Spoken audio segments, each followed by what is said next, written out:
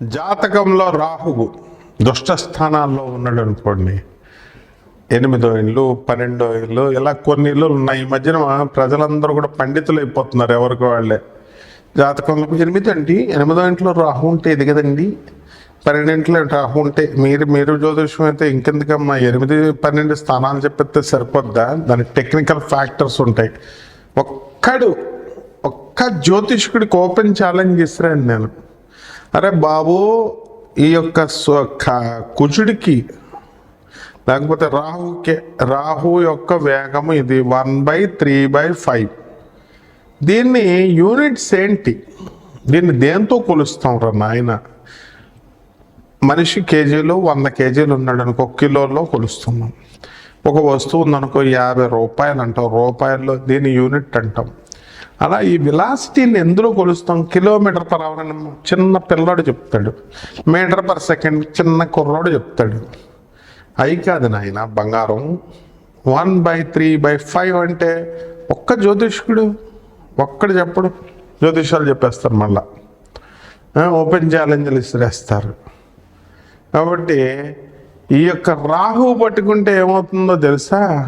జాతకంలో దుష్ట స్థానాల్లో రాహు ఉన్న, రాహు మహర్దశలు జరుగుతున్నా, రాహు బాలేకపోయినా వీళ్ళందరూ కూడా మెంటల్ గాళ్ళు అయిపోతారనమాట.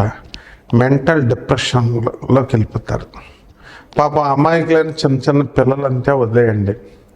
ఉద్యోగాలు చేస్తున్నప్పుడు బాబ్బా అంత గొప్పోళ్ళు లేరు అని ఎడ్డమంటే తెడ్డం మాట్లాడేవాడు, పిల్లలతో డిస్కషన్లు పెట్టేవాడు. ప్రతివాడు కూడా ఈడి వివరాలు చెప్పడం, అవతలోడు వివరాలు అడుగుతాడు. నీ పెళ్ళం ఏంటి, నీ పెళ్ళం పేరు ఏంటి, నీ పెళ్ళం ఫోన్ నెంబర్, ఈడి ఫోన్ నెంబర్ అయితే ఈడి పెళ్ళం ఫోన్ నెంబర్లు. మీ ఇంటికి వస్తా, ఆడింటికి మనల్ని రమ్మండు, మీ ఇంటికి వస్తూ ఉంటాడు. చూడండి కొంతమంది బ్యాచ్ అంటే మన పెళ్ళాలు అంట్లు తోముకుంటూ గొడ్డలు పైకి ఎత్తుకొని కడుక్కుంటుంటే వచ్చి చూడడానికి అనమాట. ఆడి పెళ్ళాన్ని మాత్రం సేఫ్ సైడ్లో ఉండాలి. అరే గాడిదే, ఇటువంటి గాడిదలందరినీ కూడా రాహు డిపార్ట్మెంట్ పట్టుకొని తోలు తీసేస్తాడనమాట. మెంటల్ యాషలు ఏం చేస్తాడు. ఒకడు ఉండేవాడు, నా ఫ్రెండ్ ఒకడు, రాము గారని, మోతీనగర్లో ఉండేవాడు. మనకు చాలా బెస్ట్ ఫ్రెండ్. దొంగ పువ్వులు కోసేసేవాడు. అంటే డబ్బులు లేక కాదు, కొనుక్కొని పెట్టేవాడు. ఈ పువ్వులు కూడా ఎక్కువ వస్తాయి కదా అని. విచిత్రం ఏంటంటే 100 రూపాయలు పెట్రోల్కి పోసుకొని 10 రూపాయల పువ్వుల కోసం అంత దూరం వస్తాడు పాపం. అదొక అలవాటు సరదాగా. పారిజాతం పువ్వులు అన్నీ ఏరేసుకునేవాడు వాటర్ కొంచకుండా. చెట్టు పువ్వులు గార్డెన్లో ఉంటే అన్ని పువ్వులు కోసి పారేసేవాడు.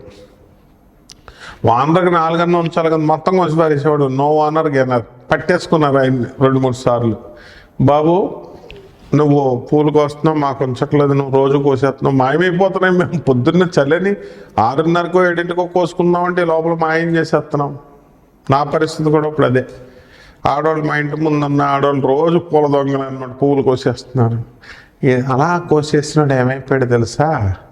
ఈ రోజున ఆల్జీమర్స్ రోగం వచ్చేసింది. మర్చిపోయాడు, పెళ్ళాన్ని గుర్తుపట్టలేడు, కొడుకు పెట్టలేడు. పాపం ఇప్పుడు అలాగా 7 సంవత్సరాలు అయిపోయింది అనుకున్నప్పుడు ఇంకా చావు బతుకులకు వచ్చేసాడు. జనత్ హుసేన్ IAS ఆఫీసర్ గారు, మరి పాపం ఆయనకు కూడా ఆల్జీమర్స్ వచ్చింది. ఎంతోమంది IASలు మేధావులు, అంటే బ్రెయిన్లో ఉన్న పవర్ అంతా వాడేస్తారు వీళ్ళు. వాడేస్తే తక్కువ టైంలో వాడేస్తే మరి మెదడులో ఇది పోతుందన్నమాట. అందుకనే ఎక్కువ మనం మాట్లాడకూడదు, ఎక్కువ వాడేయకూడదు బ్రెయిన్ని. ఎక్కువ అతి సర్వత్ర వర్జేస్తున్నారు. ఎవరికి ఏదైనా ఎక్కువ ఉంటే అది నాశనం అయిపోతారనమాట. సీతాదేవిని ఎందుకు ఎత్తుకెళ్ళిపోయాడు రావణాసురుడు? ఎంతమంది అంటే సీతాదేవి బహు సౌందర్యవతి, మహాలక్ష్మి కదా, ఎత్తుకుపోయాడు. ఈ విషయం తెలిసి కూడా నాకు అందమైన పెళ్ళం కావాలా, నాకు తెల్లగా ఉన్న పెళ్ళం కావాలంటారు. ఈ ప్రపంచంలో పెద్దలు ఏం చెప్పారు? ఇల్లాలు మర్కటంగా ఉండాలా, కోతిలాగా ఉండాలా పెళ్ళం, అప్పుడు దాన్ని ఎవరు చూడరు. ఇల్లు ఇరకాటంలాగా ఉండాలా, చిన్నగా ఉండాలా. పెద్ద ఇల్లు 3 బెడ్రూమ్ 2ప్లెx 2 రూములు. మరి చుట్టాలు వస్తారు, ఇల్లు ఖాళీగా ఉంది కూడా వస్తారు. వచ్చినాడు 4 రోజులు ఉంటాడు, ఉండటానికి ఏడుపులు. మీకు అలా ఇల్లు చిన్నగా తీసుకో, మళ్ళీ చుట్టాలు రాకూడదు, మేమే ఉండాలి, ఒంటరిగా ఉండాలి. మళ్ళీ ఫ్రెండ్స్ ఫ్రెండ్స్ ఫ్రెండ్స్, మగుడు డ్యూటీకి వెళ్ళిపోతాడు, ఫ్రెండ్స్ ఫ్రెండ్స్ ఫ్రెండ్స్, జిమ్ తర్వాత ఇక్కడికి తిరగడాలు, పార్టీలు, కమ్యూనిటీలు ఎక్కువగా ఈ గేటెడ్ కమ్యూనిటీస్లో జరుగుతూ ఉంటాయి. ఆ తర్వాత అత్తగారిని చూడరు, దాన్ని లేపేస్తారు. చచ్చిపోయిన తర్వాత అప్పుడేంటి పరిస్థితి? ఒంటరిగా ఉన్నానండి, భయం వేస్తుంది, లోన్లీగా ఉన్నాను, ఈ సోదికి ఎవరితోనో ఫోన్లు, అందరూ మంచోళ్ళు ఉంటారు కదా. ఈ విధమైనటువంటి అన్నీ కూడా ఎందుకు వచ్చింది? డిప్రెషన్లు రాహు పట్టుకుంటాడు.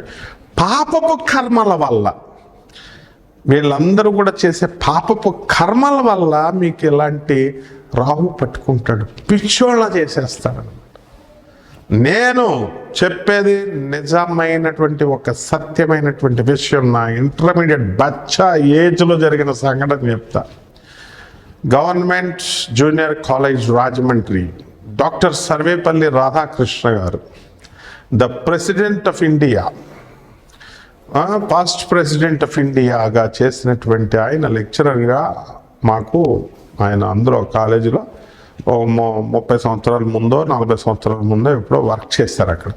మేము ఆ కాలేజీలో తదనంతరం మేము చదువుకున్నాం. అందుకని మా కాలేజ్ మాకు గొప్ప. డాక్టర్ సర్వేపల్లి రాధాకృష్ణే మా దగ్గర చేశారు, మా మాస్టర్ అని. అయితే అక్కడ మా ప్రిన్సిపల్ చంద్రశేఖరరావు అని ఉండేవాడు. శోభన్ బాబు అని ఒక కుర్రాడు ఉండేవాడు, మా క్లాస్మేట్. ఆడికి నేను జాతకం చెప్పాను, అరే నిన్ను పిచ్చోడైపోతావు నువ్వు ఆఫ్టర్ 5 years అని. ఇంటర్మీడియట్ అయిపోయిన తర్వాత ఆఫ్టర్ 5 years నీకు రాహుమాద వస్తుంది, రాహు బాగాలేదు, నువ్వు పిచ్చోడైపోతావు అన్న. అంటే ఆయన వెళ్ళాడు, ఆ కుర్రాడు వెళ్ళి వాళ్ళ నాన్నకి చెప్పాడు. వాళ్ళ నాన్న ఏం చేశాడు, మా అబ్బాయిని పిచ్చోడైపోతావు అంటాడా అని నా మీద గొడవకు వచ్చాడు. డైరెక్ట్ ప్రిన్సిపల్ కంప్లైంట్ ఇచ్చాడు. మరి నీకు ఈ గోల ఏంట్రా అన్నాడు మా ప్రిన్సిపల్. నేను పాఠాలు చదువుకో, మ్యాథ్స్ చదువుకోండిరా అంటే జాతకాలు చెప్పడం ఏంటి, ఆడిని పిచ్చోడు అయిపోతాడని చెప్పడం ఏంటి, ఆడు నీ మీద కంప్లైంట్, ఏం చేయమంటావురా, టీసీ ఇచ్చేయమంటావా, లేదా జ్యోతిషాలు చెప్పక అలర చెయ్యవు, కానీ జ్యోతిషాలు గోల ఏంట్రా అన్నాడు. అంటే మనకు అలవాటు, మరి మనకి బై బర్త్ వచ్చింది. ఏం చేసాం, సరే వాళ్ళ ఫాదర్ని ఏదో మాస్టర్లు అంటే ప్రేమ పాత్రలు గురువులు అంటే, ఆ గొడవ లేకుండా సెట్ చేసేసాడు మా గురువు గారు, మా మాస్టర్ ప్రిన్సిపల్ గారు. ఆయన అలాగే కంటిన్యూ అవుతున్నారు. మేము ఇంటర్మీడియట్ అయిపోయినాయి, ఇంజనీరింగ్లో చదువులు అయిపోయినాయి. ఒక రోజున ఆర్యాపురం సత్యనారాయణ స్వామి గుడి వీధిలో అలా నేను వెళ్తున్నాను. ఆయన ఎలాగ వస్తున్నాడు, పిచ్చోడైపోయి, అరే నేను పిచ్చోడైపోయాను రా, పిచ్చి తగ్గిందిరా నాకు, అయితే నీకు తగ్గుద్దురా అన్న. అప్పుడు వాళ్ళ ఇంటికి తీసుకెళ్ళాడు, పిచ్చి తగ్గింది కాబట్టి. వాళ్ళ నాన్న, బాబు నేను ఆ రోజు అన్నాం బాబు అంటే, మా మాస్టర్కి చెప్పు, ఆ రోజు నన్ను అవమానించావు. మా మాస్టర్ బాధపడ్డాడు, నన్ను సేవ్ చేశాడు. నువ్వు టీసీ ఇప్పించాలని చూసావు, కానీ నాకు జీవితాన్ని ఇచ్చాడు మా మాస్టర్. టీసీ ఇవ్వకుండా, నాకు టీసీ ఇచ్చుంటే ఏంట్రా నీ కొడుకు పిచ్చని నిజం చెప్తే నేను, నాకు టీసీ ఇప్పించాలని చూసావా అని చెప్తే, అప్పుడు మా గురువుగారి దగ్గరికి వచ్చి ప్రిన్సిపల్ గారి దగ్గర సారీ చెప్పాడు. అప్పుడు మా సార్ ఎప్పుడో చెప్పారు, అరే నువ్వు దేవీపుత్రుడు రా. ద ఫస్ట్ బుక్ నేను రాసింది దేవీ గీత అన్న బుక్. ఓం సర్వ చైతన్య రూపాంతాం ఆధ్యాం విద్యాం చదివి బుద్ధిమ్యోన ప్రచోదయాత్.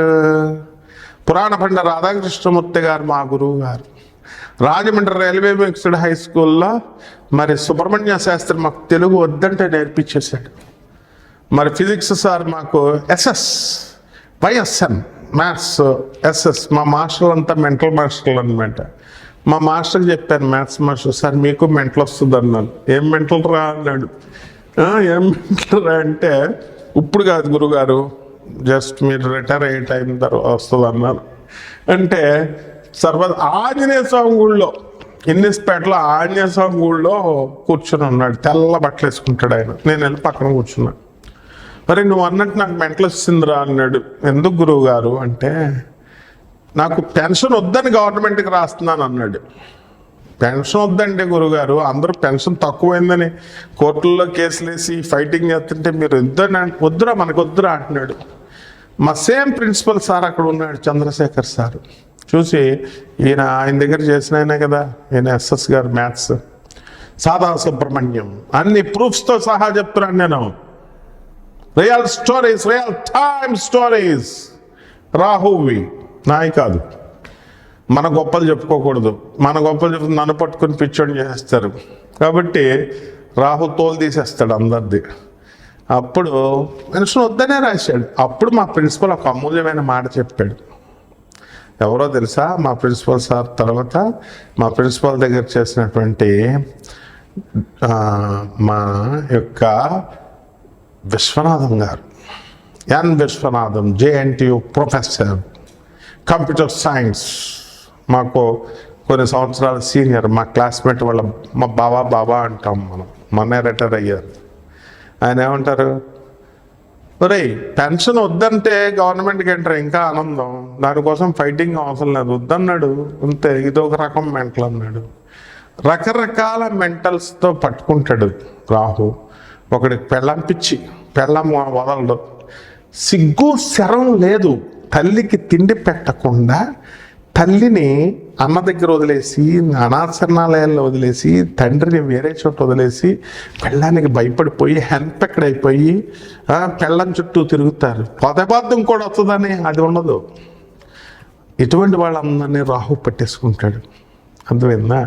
పెళ్ళం చెప్పే మాయ మాటలు వినేసి తల్లిని దంచుడు. ఈ తల్లులు అలాగే ఉన్నారు. వీళ్ళు కూడా కోడలు తిండి పెడుతుంది కదా, ఏదో నోరు మూసుకొని ఉందామని లేకుండా, రే చూడకరా పెళ్ళప్పుడు అవన్నీ కక్ష పెట్టుకోదా మరి కోడలు, ఒరే ఇలా చూడకరా, అది తిప్పకరా, వాళ్ళ కూతురుని మాత్రం కావాలా, వాళ్ళ కూతురుని అల్లుడు బాగా చూసుకోవాలి, కోడలు మాత్రం కొడుకు చూడకూడదు. ఈ కొడుకు గాడు అది వేస్ట్ గాడు.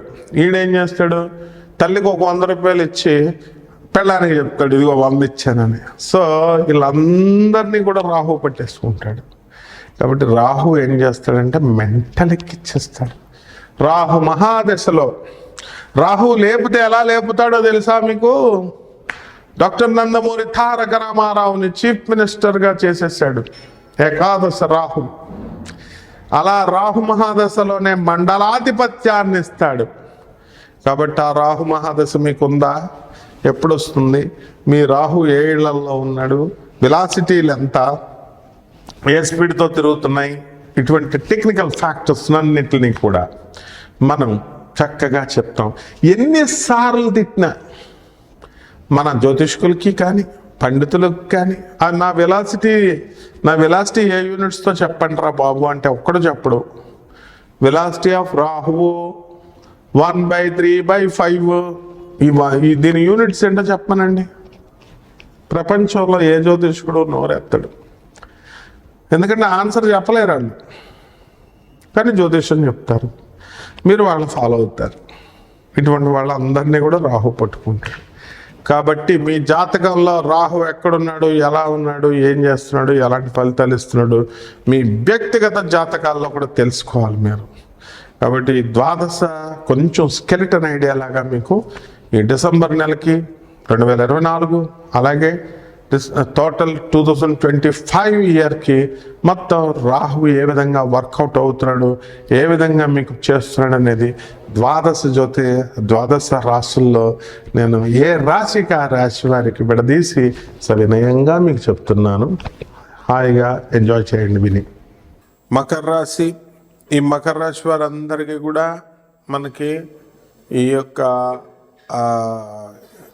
ఏలినాటి శని జరుగుతుంది. ఏలినాటి శనిలో దంచుడు అందరినీ కూడా. మరి వృత్తి వ్యాపార ఉద్యోగ విషయాల్లో మీకు అందరికీ బ్రహ్మాండంగా కలిసి వస్తుంది. కొత్త జాబుల్లోకి వెళ్తారు. ఆల్రెడీ ఈ వృశ్చిక రాశి వారు ఇల్లు లేనటువంటి వాళ్ళు ఇల్లు కొనేశారు, స్థలాలు లేనటువంటి వాళ్ళు స్థలాలు కొనేశారు. మరి వీరంతా కూడా ఈ రాశి వారు చక్కగా వృత్తి వ్యాపార ఉద్యోగ విషయాల్లో రాణించడం ద్వారా స్థలాలు లేనటువంటి వాళ్ళు స్థలాలు కొనడం అనేటటువంటివి జరుగుతాయి. అదేవిధంగా మొండి పట్టుదలతో మీరు ఉండడం అనేటటువంటివి జరుగుతాయి. ఎవరైతే మరి ఈ యొక్క మకర రాశి వాళ్ళు ఉన్నారో అటువంటి వాళ్ళు భార్యాభర్తలు ఇద్దరు కూడా మరి కొట్లాటలు కోడుకుంటూ కోర్టుల్లోనే మీరు తేల్చుకోవడం అనేటటువంటివి జరుగుతాయి. ఇక ఈ రాశి వారికి మనం అనుకున్నట్టుగా మనం చేయలేకపోయినప్పటికీ కూడా ఏదో ఒక విధమైనటువంటి అదృశ్య శక్తి మీ అందరికీ కూడా సహాయం చేయడం అనేటటువంటిది జరుగుతుంది. మీరంతా కూడా ఒక శ్లోకం చదువుకోవాలా. యా దేవి సర్వభూతేషు నిద్రారూపేణ సంస్థిత నమస్తస్యై నమస్తస్యై నమస్తస్యై నమో నమః అని నిద్రాణ స్థితిలో ఉన్నటువంటి అమ్మవారిని మీరు కీర్తించడం ద్వారా నిద్రపోయేటటువంటి వాళ్ళకి నిద్రపోతుంది, ఎగిరిపోతుంది. అలాగే నిద్ర రానటువంటి వాళ్ళు ఎవరైతే ఉన్నారో వాళ్ళకి బ్రహ్మాండంగా గురక పెట్టి నిద్ర రాత్రులు పడుకోవడానికి అవకాశాలు ఉంటాయి. కాబట్టి ఈ యొక్క ఈఎంఐలన్నీ కూడా కట్టిపడేస్తారు మీరు. మీ బంధువుల యొక్క సహకారంతో మీ బంధువులకు కూడా మీరు ధన సహాయము అనేటటువంటిది మకర రాశి వాళ్ళు చేయడం జరుగుతుంది. అలాగే ఈ యొక్క కరెంటు పని చేసేవాళ్ళు, డైలీ వర్క్ చేసుకునేటటువంటి వాళ్ళు, వీళ్ళందరికీ కూడా పని బ్రహ్మాండంగా పుష్కలంగా దొరుకుతుంది. అందువల్ల దీనికోసం ఎల్నట్స్ అని కంగారు పడాల్సినటువంటి అవసరం లేదు. ఆల్రెడీ రాజయోగాల్ని ఈ మకర రాశి వాళ్ళు అనుభవించడం అనేటటువంటిది జరిగింది. కాబట్టి పెద్ద పోస్టుల్లో ఉన్నటువంటి వాళ్ళకంటే కూడా ఈ యొక్క ఈ మకర రాశి వాళ్ళు ఎవరైతే ఉన్నారో అటువంటి వాళ్ళంతా కూడా చిన్న చిన్న వృత్తుల్లో ఉన్న వాళ్ళ కోఆపరేషన్ అనేటటువంటిది, వాళ్ళ యాజమాన్యాలు ఇవ్వడం, కొలీగ్స్ ఇవ్వడము, ఇవన్నీ కూడా జరుగుతాయి. కాబట్టి కొత్త కొత్త వ్యక్తుల పరిచయాలు పాత వ్యక్తుల వల్ల కాస్త మీకు ఏమవుతుందంటే కాస్త మనశ్శాంతి లోపం అనేటటువంటివి జరుగుతాయి. మరి కొత్త కొత్త పరిహారాలు మనం ఈ రాశి వారికి ఏం చేసుకోవాలంటే శని జపం చేసుకోవాలి, శని స్తోత్రాలు చదువుకోవాలి, శనికి కిలోంపావు నల్ల నువ్వులు నల్లని వస్త్రాన్ని పేద బ్రాహ్మణునికి శనివారం నడుపుని 8 గంటలకి దానం చేసుకోవాలా. దశ మహావిద్యల్లో ఒకటైనటువంటి మహాకాళి అమ్మవారి యొక్క హోమాన్ని మీరు మీ ఇళ్లలో జరిపించుకోవడం ద్వారా బ్రహ్మాండమైనటువంటి ఫలితాలు మీకు లభిస్తాయి. శుభమస్తు.